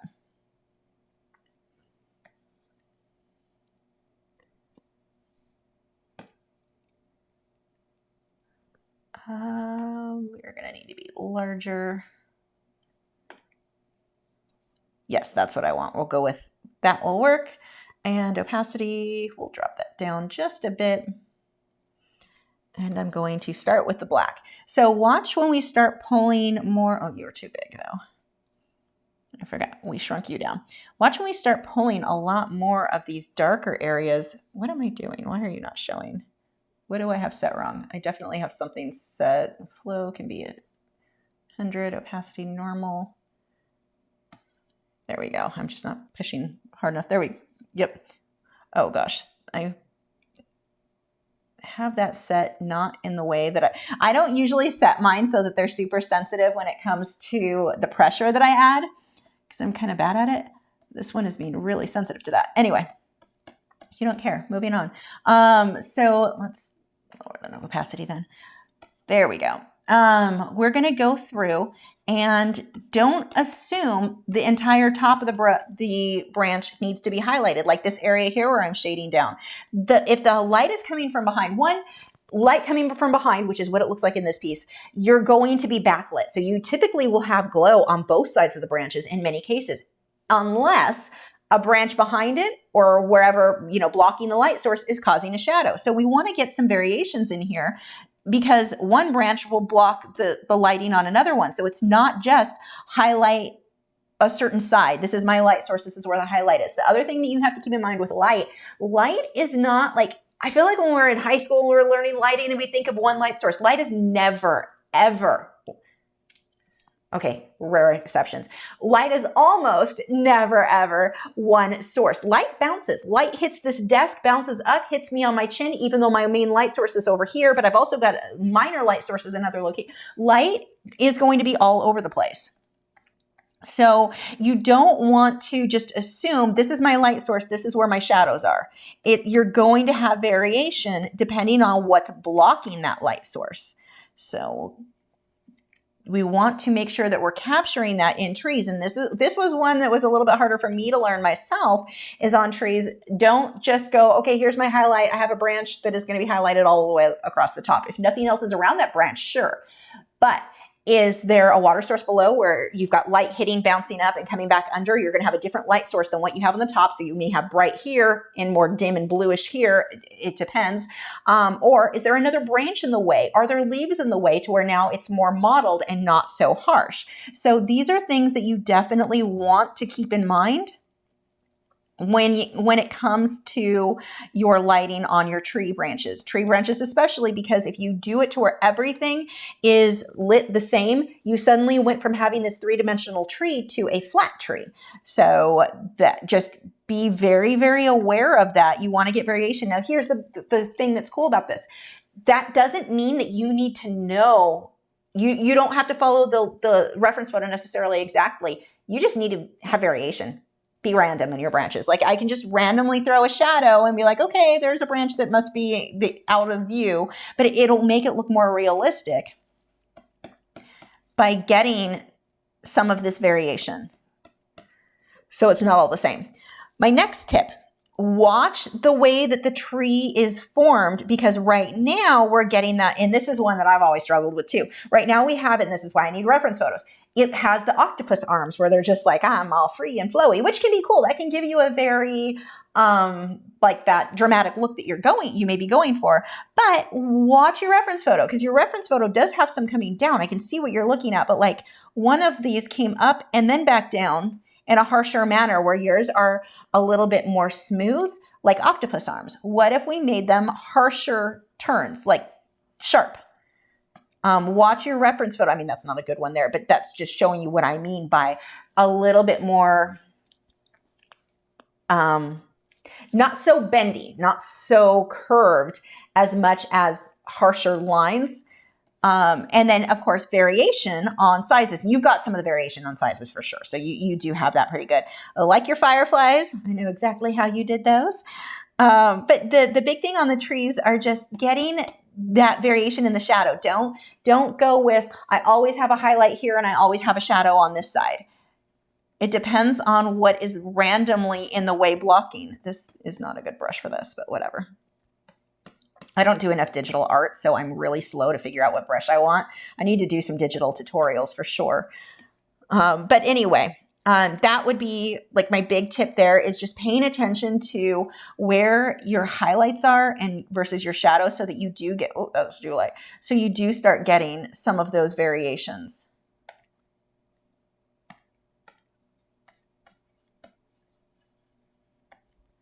See, just a little bit more random.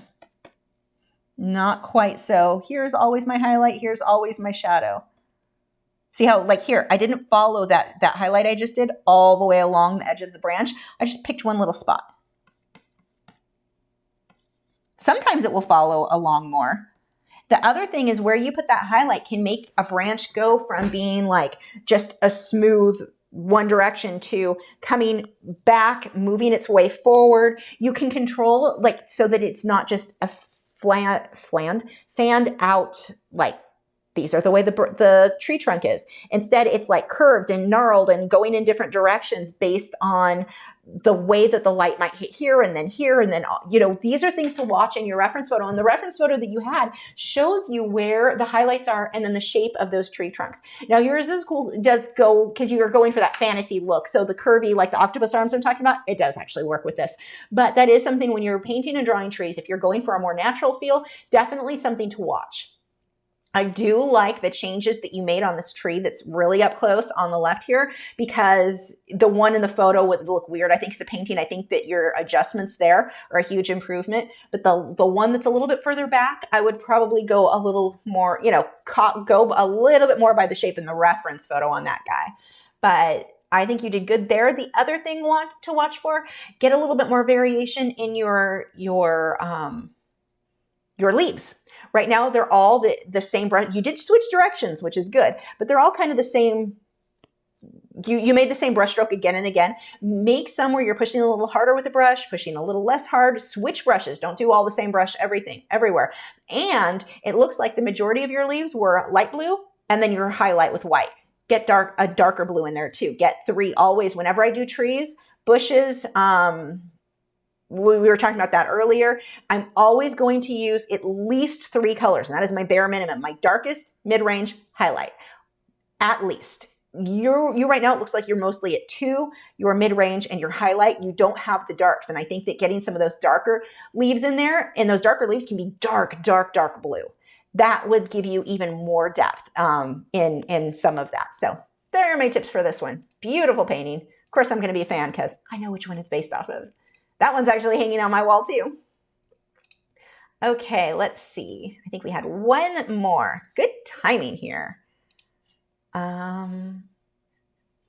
Ashley Wheeler said, here's my spooky skull and butterfly painting, 16 by 20 on stretched cotton canvas, Liquitex Basics acrylics. There is not a single reference photo for this, but all the images I used came from Pixabay or similar app or website. My goal was to create a spooky, eerie mood with the skulls, but at the same time add bright spots of happiness with the butterflies. Oh, this is cool. Okay. So you said this was 16 by 20. Okay, let's go ahead and pull this into Photoshop.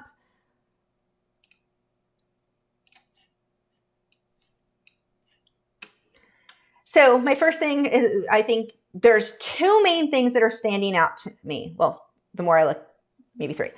1, your mountains in the background, almost the same exact color as the skulls. We want to create a little bit more, let's get some more depth in there. Your moon looks awesome. Your moon, I would pull it down so it's not just in the corner. It's a little, if you frame this, the frame is going to barely touch the edge of that moon, and we don't want that. So I would pull the moon down a little bit, maybe go a little bit bigger on the moon. I think would actually look good on this one. Actually, I can show you, where's my, I'll do it this way. I think I've got this cool little handy, let's play, because I mean, why not? I bought a brush pack from, I like buying things from other artists, can you tell? And if that means brush packs, that's what it is. There were some moons. Here we go. Moons.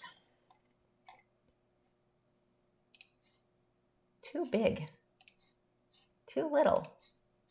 Too little. Yeah, this guy should work. In the background, that is not the right color. I forgot how to use this. Let's say we went with white. Something like that, like a little bit of a different balance. Maybe that's not the right choice either, but something a little bit larger. We could even go smaller. I'm just using this to kind of play around with and see what would look better. Like maybe move the moon in a little bit more and here. That might be it, just to give you an idea of, oh, here, this isn't even set up right. There we go. Too bright, but it gives you an idea of playing with different sizes. I think this one's a little bit too small, and it's too close to the edge of the canvas is my main complaint there with that moon. Whenever you're painting or drawing something, you want it to be ideally within maybe this is going to vary on the size, but let's say a 16 by 20. I would want it to be about 1 inch within the edge of the canvas. If it's going to go closer to the edge, just make it go off the canvas. In that case, if you want it that close, then go off the canvas all the way. I wouldn't do that either. That doesn't look good. But just to kind of give you an idea of what I'm talking about there. So that's tip number 1. Tip number 2, the sky itself, the streaks are a little bit harsh. I would soften those a bit so that our focus can be on the skulls. I feel like it's almost like the harsher details between the lights and the darks and the lines in the background are more defined than the skulls. And we want the reverse. We want those skulls to really be our focus. So one of the things, as always, we've got for sure, I can see the glare on this is hitting our dark. So let's go ahead and pull that up to where it's probably closer to what it looks like in person. If I had to guess. If I had to guess, that's probably closer to what it is. Big difference. So make sure, again, going back to edit your photos to make them as close to what they look like to you in person as they do when you represent them there. Your whites on the skull and on the mountains in the background, way too bright. I would absolutely tone that down. Let's pull that into Lightroom. And this is such a cool design. So I'm getting picky on this, I know, but it's such a cool design, and I think it wouldn't take a lot. Like just to work with what you have here, I think would make a big difference. So we're gonna hype up in Lightroom. We'll go with our contrast a lot higher. Let's pull our blacks a lot darker. Shadows,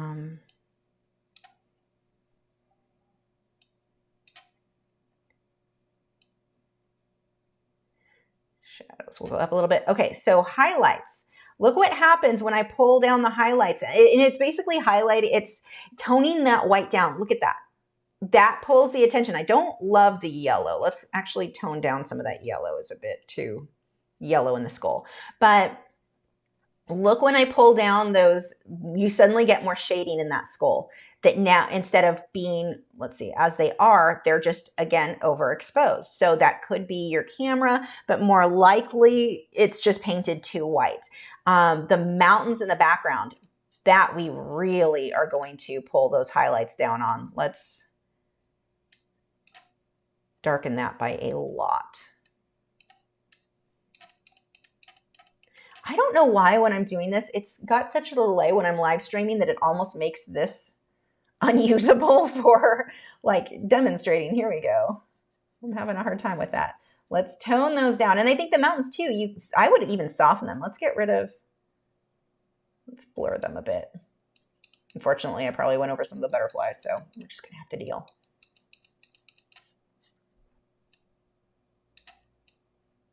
But I want the highlights, I want the whites, I want all of that down.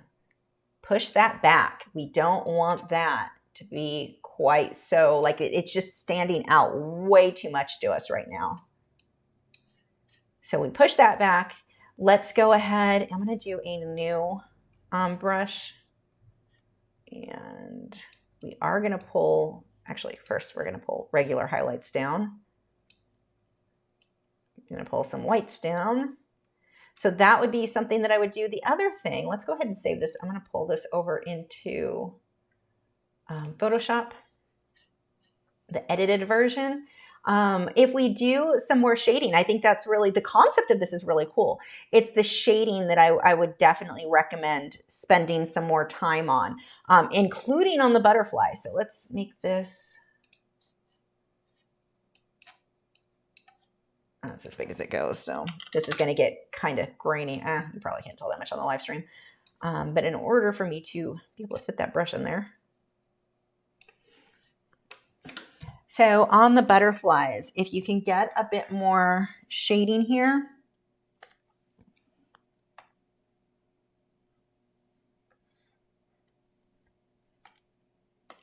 Come on, click, click. There we go.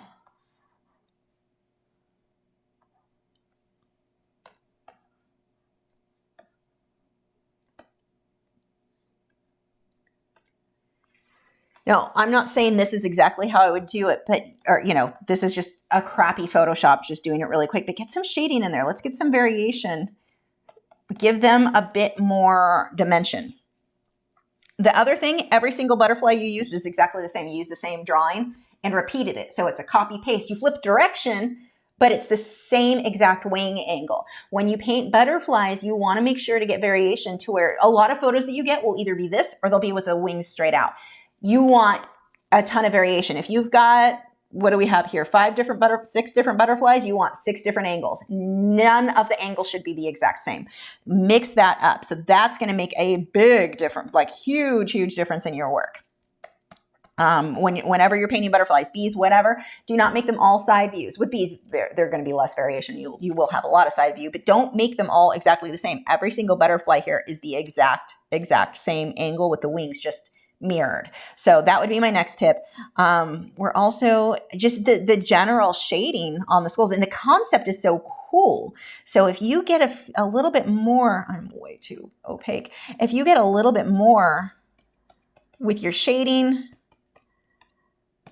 like this design can have so much impact and be loved. Like people are going to love this, but you've got to spend, I think, a little bit more time on your contrast. It's almost the opposite of what I've been saying, because I keep talking about contrast, make your brights brighter, lights, darks darker. You're almost the opposite in that your brights everywhere are super bright. Your darks are everywhere are super dark, instead of like you don't have the mid-range. That I think is kind of what's missing on a lot of that. But I think a little bit more detail on your skulls, get good reference photos there and work on those. You can see I'm pushing those mountains way back. let's get some, you know, work on the dimensions and the shading. And I spend more time. This is a really cool concept. I would love you to see you do it again. Let's say you spent a week on this. I don't know how much time you spent. Let's say you spent a week. I'd like to see you spend 3 weeks. Spend more time. Or if you spent 2 hours, well, this is definitely more than 2 hours, but let's say, you know, 2 days, 2 full days from the time you woke up to the time you went to bed, probably longer than that. But whatever it was, spend 4 times, 5 times, 8 times longer focusing on the little details and mix up those butterflies. That's going to be a big thing too in your work. It'll give it a much more natural feel. I love the design. Soften those clouds in the background so that the foreground can have more detail. I feel like you don't have quite enough detail on the skulls. The butterflies, your lines on the butterfly wings, some of them are very accurate. Some of them you started losing the shape. This one up front and bottom, that is not how the lines move on their wings.